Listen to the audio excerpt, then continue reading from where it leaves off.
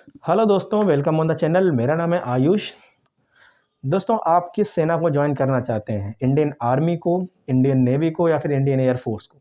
Comment box में ज़रूर लिखकर बताना, साथ ही साथ उसका रीज़न भी लिखना। तो चलिए हम वीडियो को शुरू करते हैं। आज की वीडियो इस बारे में है कि किस आर्म फोर्सेस में सबसे ज़्यादा एडवेंचरस लाइफ है, इंडियन आर्मी में, इंडियन नेवी में या फिर इंडियन एयरफोर्स में। देखिए, मैं अपना पर्सनल ओपिनियन दूं तो मुझे लगता है इंडियन नेवी में सबसे ज़्यादा एडवेंचरस लाइफ है।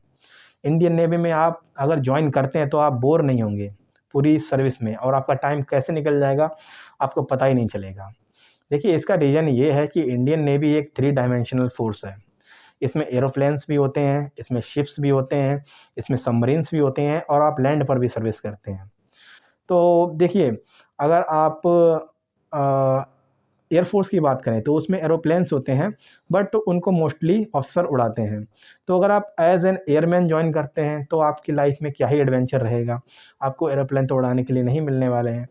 वहीं पर आप इंडियन नेवी को ज्वाइन करते हैं तो आप शिप में सर्विस करेंगे, चाहे आप ऑफिसर हों या फिर सेलर हों, आप शिप में जाएंगे, आप सेलिंग करेंगे। साथ ही साथ आपको बाहर दूसरी कंट्रियों में भी जाने का मौका मिलेगा। आर्मी और एयरफोर्स दोनों में से किसी में भी इतने मौके नहीं मिलते हैं फ़ॉरेन जाने के, जितने कि इंडियन नेवी में मिलते हैं। इंडियन नेवी के शिप्स यूएसए जाते हैं, ऑस्ट्रेलिया जाते हैं, अफ्रीका जाते हैं, बहुत सारी कंट्रीज़ में विज़िट करते हैं। तो अगर वो शिप भी जाएँगे तो आपको वहाँ पर घूमने का मौका मिलेगा, वहाँ पर देखने का मौका मिलेगा, वो भी फ्री ऑफ कॉस्ट, आपका कुछ भी पैसा नहीं लगने वाला है। जबकि लोग तो जाते हैं, कितने-कितने पैसे खर्च करते हैं। दूसरी चीज़ ये है कि आपने देखा होगा न्यूज़ में, बड़े-बड़े जो मिलेनियर्स होते हैं वो अपनी बोट लेके जाते हैं छुट्टियाँ मनाने के लिए एट सी में। तो इंडियन नेवी में बहुत सारी बोट्स भी होती हैं, छोटे-छोटे शिप भी होते हैं।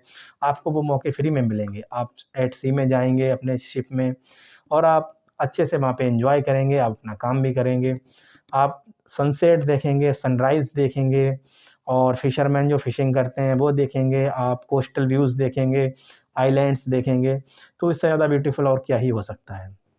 हालाँकि इंडियन आर्मी में भी बहुत सारे एडवेंचर्स हैं, बट इंडियन आर्मी में क्या आपकी पोस्टिंग पर डिपेंड करता है। अगर आपकी पोस्टिंग होती है, श्रीनगर में होती है, जम्मू कश्मीर में होती है या फिर लद्दाख में होती है, तो आपको ऐसे व्यूज़ देखने को मिलेंगे अच्छे-अच्छे। बट इंडियन नेवी की जो पोस्टिंग होती है, वो कोस्टल एरियाज़ में ही होती है। वहाँ पर आपको नेचुरल ब्यूटी ही देखने को मिलेगी, वहाँ पर आपको बीचेज़ देखने को मिलेंगे, वहाँ पर आपको आइलैंड्स देखने को मिलेंगे।